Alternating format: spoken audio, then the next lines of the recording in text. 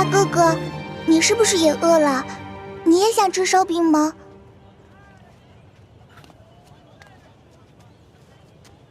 小妹妹，哥哥不饿，是哥哥的妹妹饿了。你能把这张白面烧饼分给哥哥一半吗？等将来，哥哥一定还你10张肉饼。真的，你没骗我。真的，我没骗你。好吧，我相信你。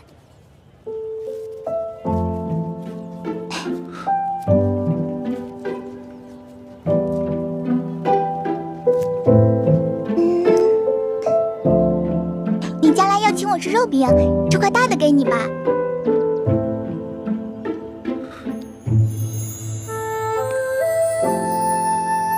小妹妹，你真好。你能告诉哥哥你叫什么名字吗？我叫喜儿。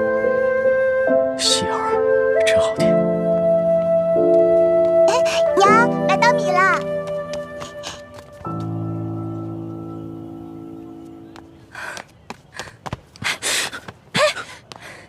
哪儿来的没脸的东西，居然敢骗一个小孩子的烧饼！这个烧饼可是我当罗培家的银簪子才换来的，居然被你骗去一半。这个大嫂，我没有骗你，我只是暂时落了难。等我回家有了钱，我一定还给你10张烧饼。还？你骗谁呢？这年头，休说你一个叫花子，就连官府都不讲信用。说好的每人每户1两银子1担米，结果呢？只是给了这么点发了霉的陈年糙米。你们淮阴县也是如此吗？哪年赈灾不是如此？府里的灾民上能领到少许白米白面，到了我们县里，就只剩下这发了霉的陈年糙米了。再到下面各个乡村，剩下的就只能是糠皮了。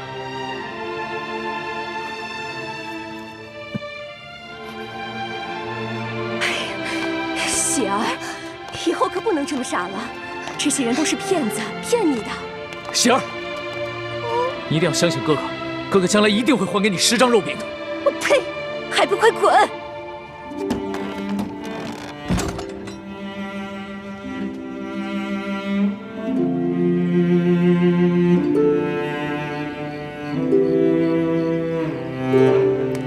老大，来，吃点吧。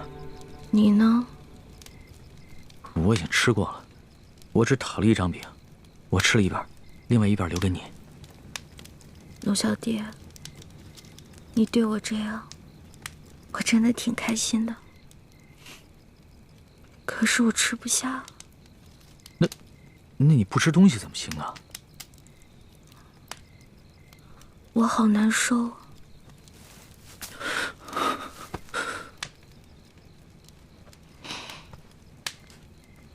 龙小弟，我这个老大可能要先行一步了。别说胡话，咱们2个可是拜过把子的，说好了要难同党，同生共死的，所以为了我，你一定要撑下去。我尽力了。你知道我最怕什么吗？第一是饿，第二是丑，第3就是死。龙小弟，我也好想陪你回京城。可以的。我还想去收那些你欠我的利息呢。放心吧，人不死，账不烂，你一定好好撑着。要是你不在了，我赖账了怎么办？你不会赖账的，你还会整顿吏治，革除疾病，让老百姓过上好日子。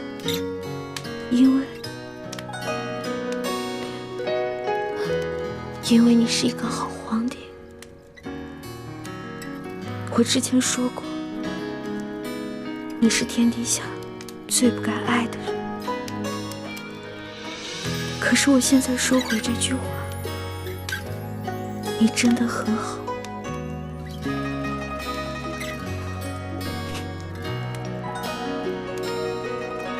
谢谢，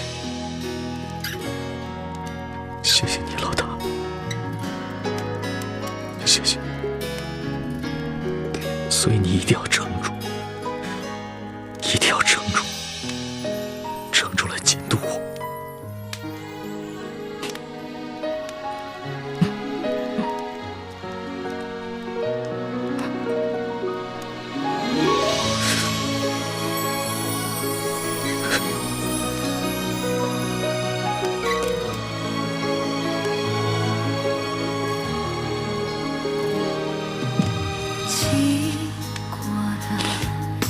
龙小弟，你哭了。原来龙珠是咸的呀。这是我第2次看见你哭了。其实，我原本以为，在我父母死了以后，我就已经是铁石心肠，不会再哭了。没想到，上一次我是为了百姓。而这一次，只是为了你一个人。有你这句话，我死也知足。老大，你不会死的，老大，你不会的。老大，老大，老大，花儿，老大，老大，老大。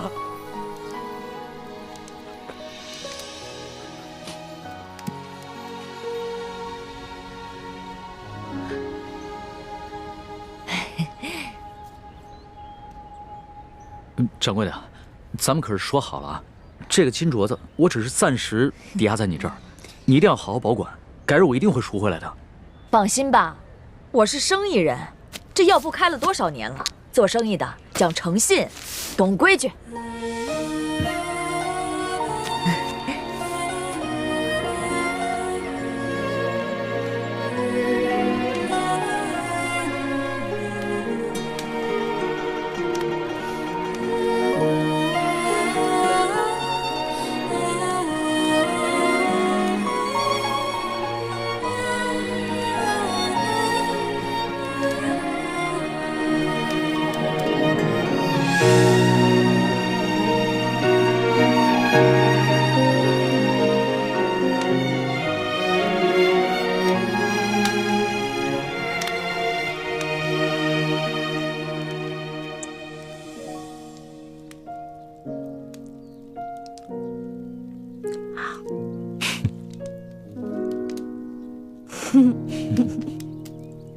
傻死了！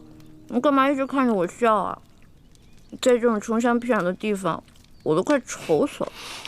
我本来也快愁死了，但是看到你伤有好转，我觉得特别开心，就是想笑。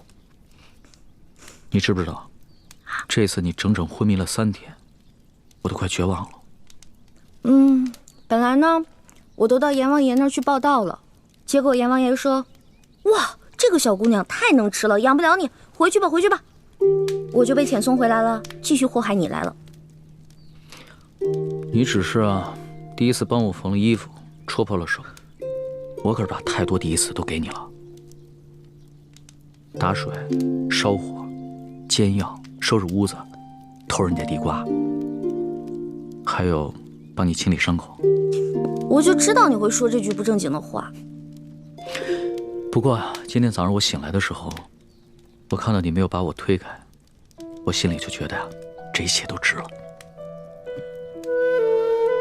龙小爹，你得跟我发誓，这件事情不许告诉任何人。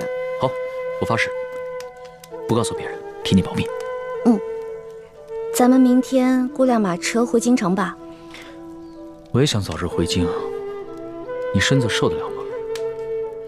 我的身子都已经好了。龙小爹，你是条龙，所以你应该回到海里去。我这个只会吹牛的老大根本保护不了你。万一你在外面遇到危险了，那我就算死上1万次，也不足以弥补我的罪过。呸！死什么死？我知道了，我准备一下，明天一早就出发。哎，你就打算穿这件脏兮兮的衣服出去啊？怎么了？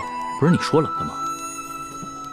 我现在已经不冷了，龙小弟，你好歹是个皇上啊，不能这么不体面。那，你看看你，刚一醒来就开始奚落我了啊？哪有？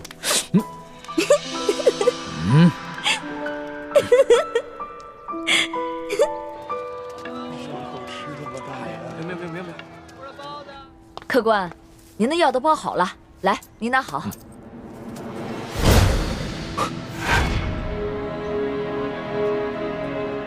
掌柜的，你的金镯子哪来的？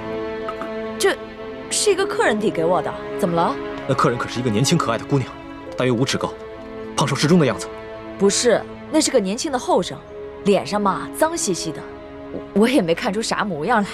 掌柜的，那客人是我一个朋友，这样吧，我先帮他把这个镯子给赎走，再留下20两银子跟一封信。如果他再来抓药的话，麻烦你把银子和地址给他，让他来找我。这，好吧，谢谢。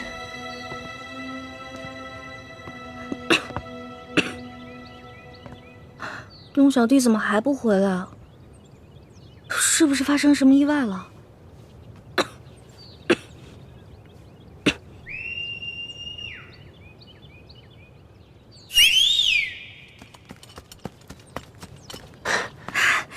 叶哥哥，小师妹，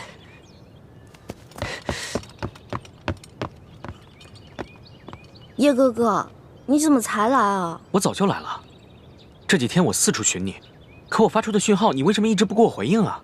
我这2天不是重伤昏迷了吗？所以就没听到你的信号。你昏迷了？嗯，伤得这么重？没事儿，你看我现在都好。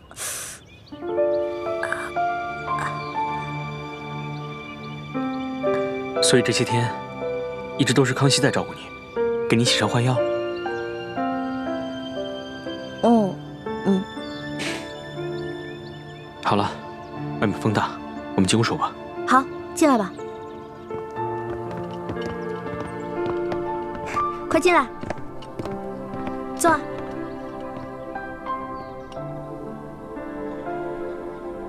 这屋子里怎么就只有1张床？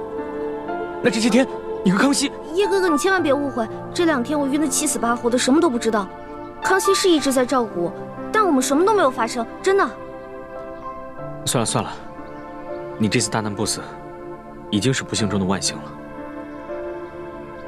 你放心吧，我会替你保密，不会告诉大师兄的。还是叶哥哥好，叶哥哥最好了，什么都替我着想。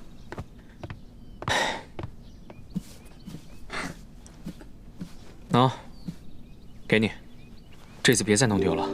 这个金镯子怎么会在你这儿？不是龙小弟给当在药铺了吗？淮阴县本来就不大，整个县里只有1家药铺。今天早上大师兄去给雪师姐抓药的时候，雪姐姐怎么了？生病了？雪师姐也受伤了，而且伤得很严重。不过，她是因为保护大师兄才受伤的。雪姐姐对大师兄是真的好。大师兄去抓药的时候，突然发现那个药店的女掌柜手上居然戴着这个金镯子。大师兄把这个金镯子赎回来交给了我，让我继续寻找你和康熙。他和雪师姐就在落脚的土地庙里等消息。我这几天把淮阴县东南西北方圆20里的地方都找遍了，给你发出的信号你也不给我回应。不过好在今天总算找到你了。辛苦了叶哥哥，但是你千万别误会，这2天我一直昏迷，什么都不知道。我们身上实在是没钱了，所以龙小弟为了救我的命，才把这个金镯子给当的，给我换药。你不会生我气吧？我当然生气了，不过我气的不是你最终把这个金镯子当给了药铺，而是你为什么不早点拿它换钱抓药啊？金镯子比你的命还重要啊！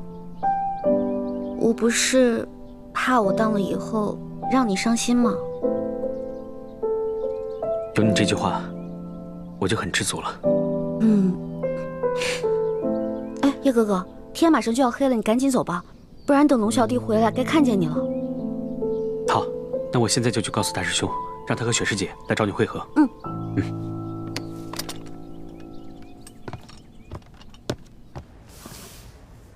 你的朋友给你留了一封信，让你按信上的地址去找他。谢谢掌柜。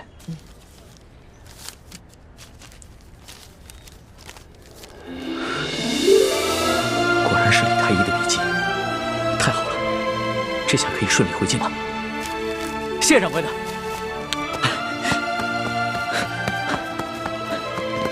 哎，小哥，我想请问一下，这10里铺的土地庙怎么走啊？前面转个弯就到。不过这土地庙出事儿了。出什么事儿了？就在1炷香前，一大堆官兵过去，说是捉拿什么通缉要犯。我劝你啊，还是别去了。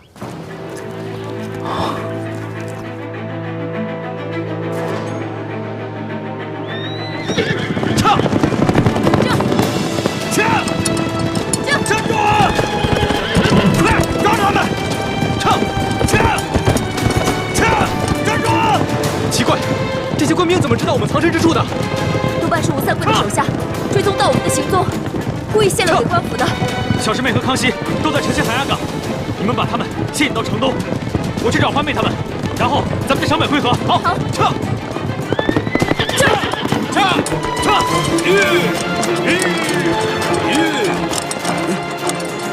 这2个才是通缉令上的要犯，不要中了调虎离山之计。追！撤！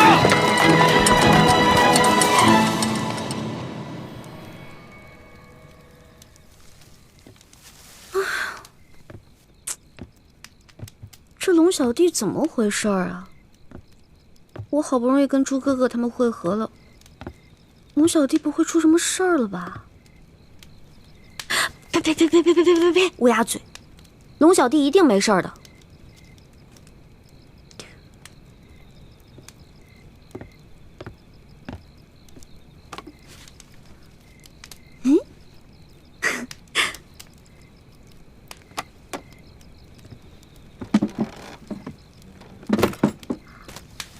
孔明灯哎！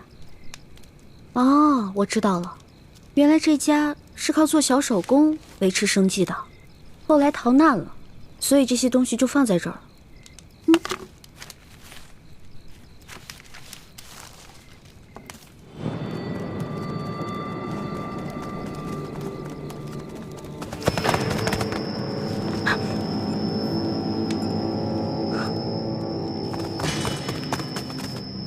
我的伤还没好，跑不了太长时间，必须在短时间内甩掉他们，找个地方藏身，才有可能逃脱。屋里只有那个丫头在，记着留活口，只要有她在咱们手上，她哥哥武功再高，咱们也不怕了。是，走。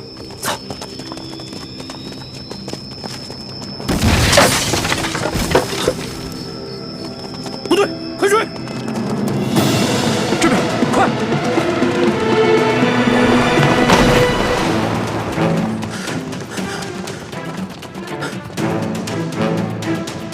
这丫头轻功虽好，但受了重伤，肯定跑不远。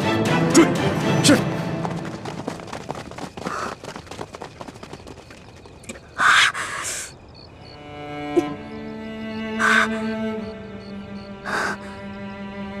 一环，别怕，你一个人逃了，只活了一个李一环。可龙小弟若是活着，就能救天下无数苍生的性命。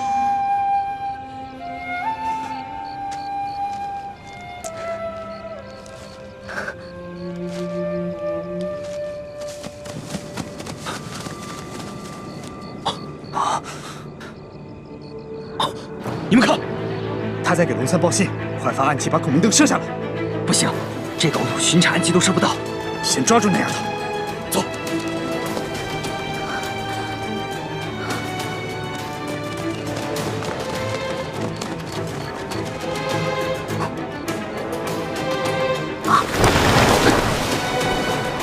在那呢，追！是。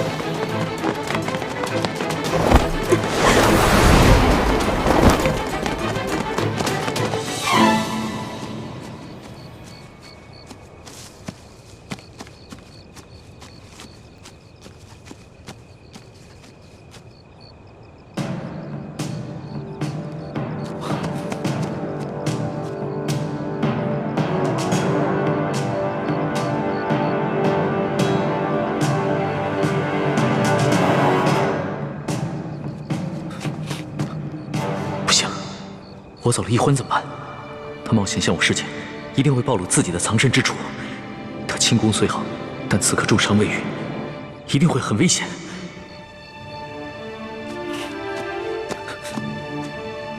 可是我回去也救不了易欢，反而会把自己也搭进去。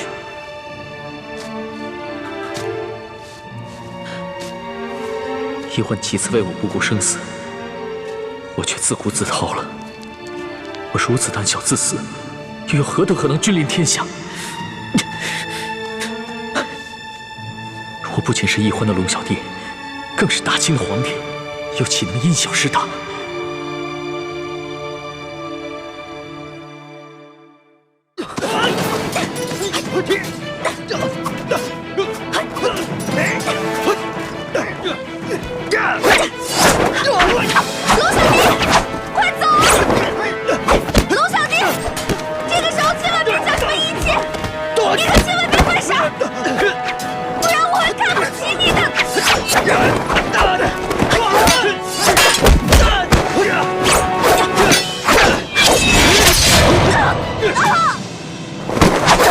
死丫头，轻功那么好，武功却平平。现在我刺伤了你的脚，看你怎么跑！带走。是。起来。龙小弟，你快逃！千万别管我！快，快逃啊！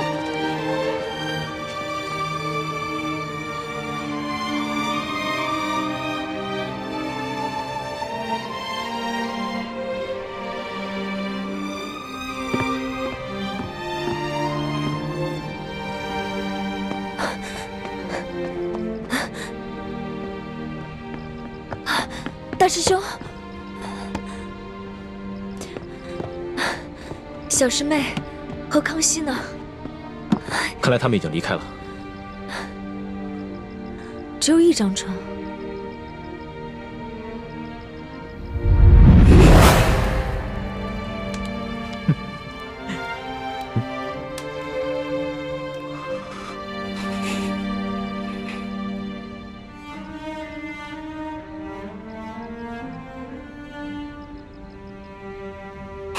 大师兄啊！倾城，你没事吧？没事，没事。你的伤还没好，这一路逃避追杀，怕是又把伤口震裂了。要不你先去找他们吧，找他们要紧。现在这里是安全的，你在这里休息一会儿，我先去找他们。嗯，我行动不便，就不拖累你了。一定要小心一点，如果发生什么意外的话，马上发出信号，我立刻赶回来。你放心，我只是腿受伤了。一般杀手还近不了我的身。好。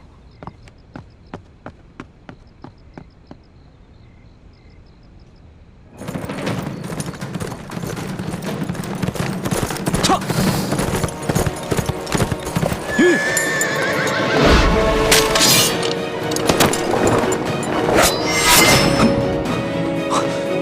主子，怎么是你啊？易欢呢？就易欢。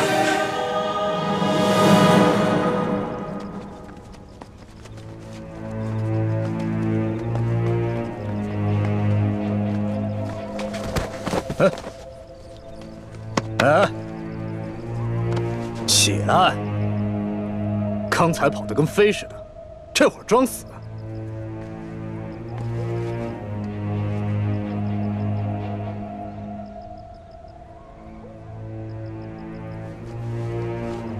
他不是装的，他本就受了重伤，还未痊愈，刚才又中了你一刀，所以才会虚脱昏厥。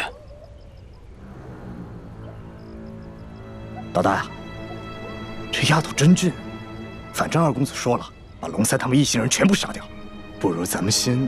不行，咱们不是他哥哥的对手啊，还得留着他设套，抓他哥哥呢。哎呀，咱们只是玩玩嘛，尽量怜香惜玉点，别弄死他就行了。也好，老子也实在忍不住了。拿着刀。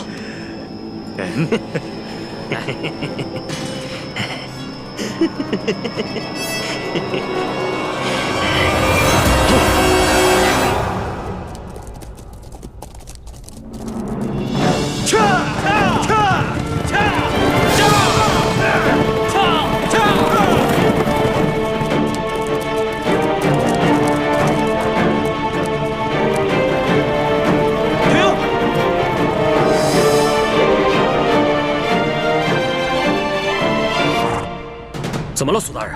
快准备接驾！接驾？皇上在哪儿啊？那个穿补丁衣服的就是皇上。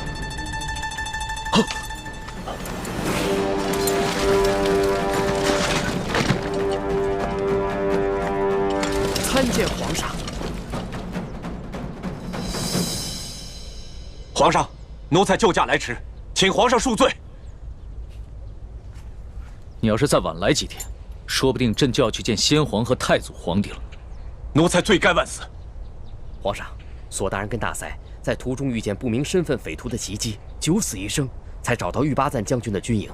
刚一到营门口，就因失血过多晕了过去，好不容易才死里逃生。他宣读了皇上的密旨之后，没顾伤好，就跟御巴赞将军赶去山西太原。在途中遇见了奴才，得知了皇上已经启程返京，所以才一路追了下来。朕已经知道了，都起来吧。谢皇上。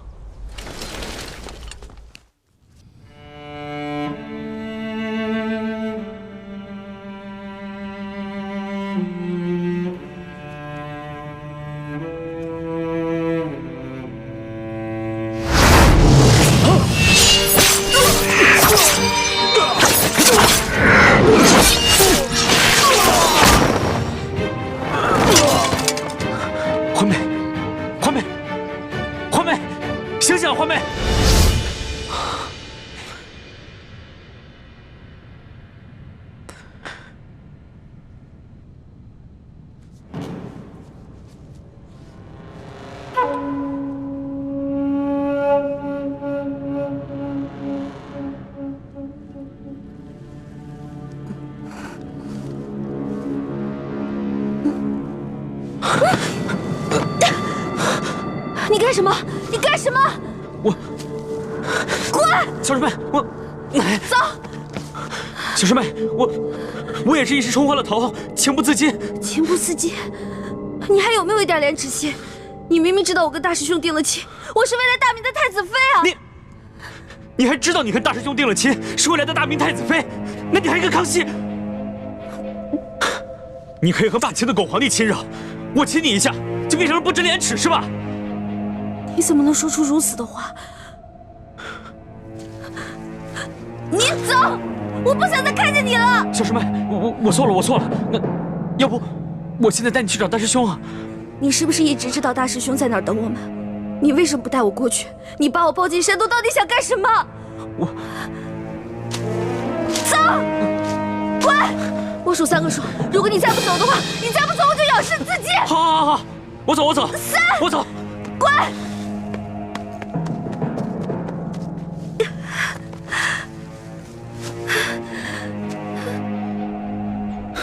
这都3天了，李欢怎么还没有消息？都没有。那些黑衣人不像是刘德昭的手下，而像是吴三桂花重金聘请的江湖流寇，身份不明，很难追查。眼下还没有证据证明那些黑衣人是受吴三桂所指使。吴三桂只知道龙三是普通钦差，而不是朕。如果他知道的话，只怕奕欢会更加危险。所以，你们一定要守口如瓶。皇上，请您放心，奴才已经吩咐下去，任何人不得泄露消息。其二，为了避免打草惊蛇、危及圣安，奴才及手下将士未惊动地方官府，而只是秘密行军。你做得很好。皇上，那这刘德昭该如何处置啊？刘德昭乃胆大包天之徒，岂会束手待毙？若能逼得他叛乱，岂不是好？皇上，刘德昭居然敢下令通缉皇上，害得皇上九死一生，更害得臣妹生死未卜。臣恳求皇上立刻下旨，将其处以极刑，灭其九族。这个刘德昭纵然将他挫骨扬灰，也难消朕的心头之恨。臣愿意传旨问罪，捉拿刘德昭，为皇上分忧，为臣妹报仇。这刘德昭，毕竟在山西经营多年，若这么明旨问罪的话，让他知道了朕便是龙三，龙三便是朕，只怕他会狗急跳墙，联合众多的涉案地方官员起兵叛乱。纵然起兵叛乱，也成不了气候。御八赞手下都是以夷敌十的八旗精锐，一定能把他们收拾干净。皇上，奴才愿立下军令状，替刘德昭的人头来见。不必了。犯下滔天大罪的只是刘德昭等贪官，他手底下的官兵也是我大清的子民，又何必激起兵变，徒生内耗？皇上，那您的意思是？刘德昭此时啊，一定知道龙三被玉八赞给接走了，他一定会心虚。如果朕所料不差，他弹劾龙三的折子已经在快马送往京城的路上。待朕回京之后，朕派一个老成持重的官员去接见刘德昭，就说他和龙三互相弹劾的折子，朕都已经看到，朕不能偏听偏信，要宣他进京，和龙三当面对质。哎呦，哈哈哈！皇上，您这可太英明了。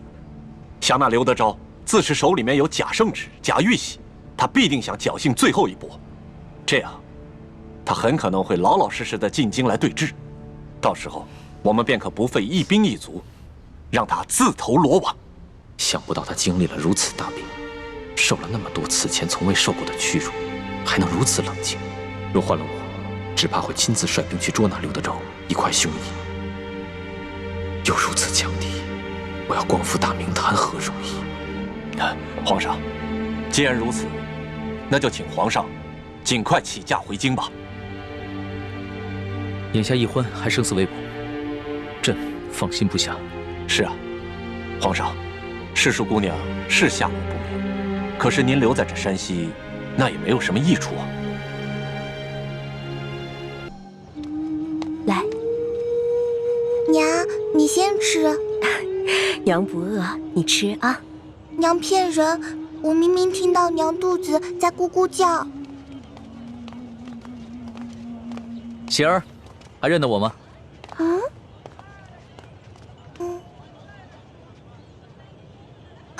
哦，大哥哥是你呀！喜儿，在吃什么呢？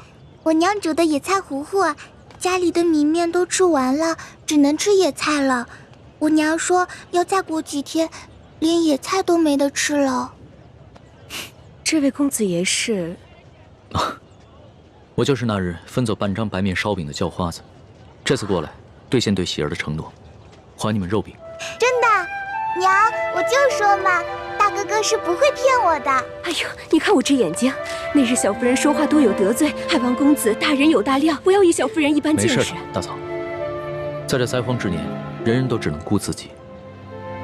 这喜儿啊，能把仅有的一张烧饼分我一半，这等大恩，也是让我终身难忘的。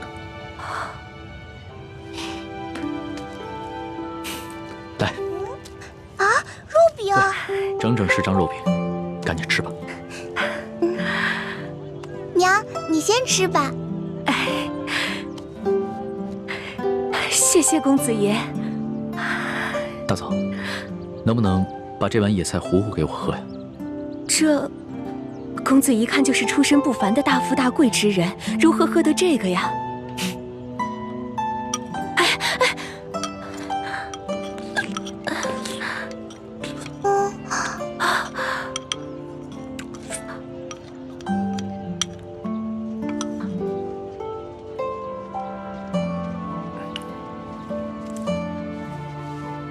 大嫂，这是粥钱。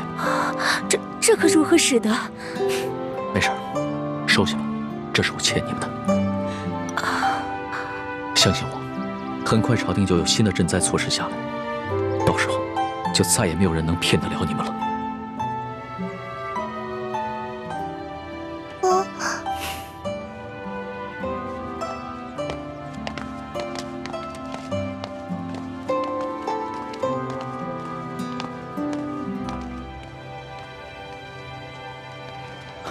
李太医，眼下一欢还没有消息，但是我已经决定明日回京，你不会怪我吧？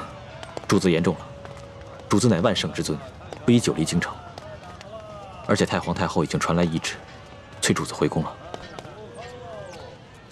最重要的是，眼下山西有数十万的灾民急需朝廷的救助，更有看似表面祥和，其实已经危机四伏的朝局，需要我去治理整顿。这是一婚为何宁可牺牲自己，也要救我的原因。所以我不能辜负他。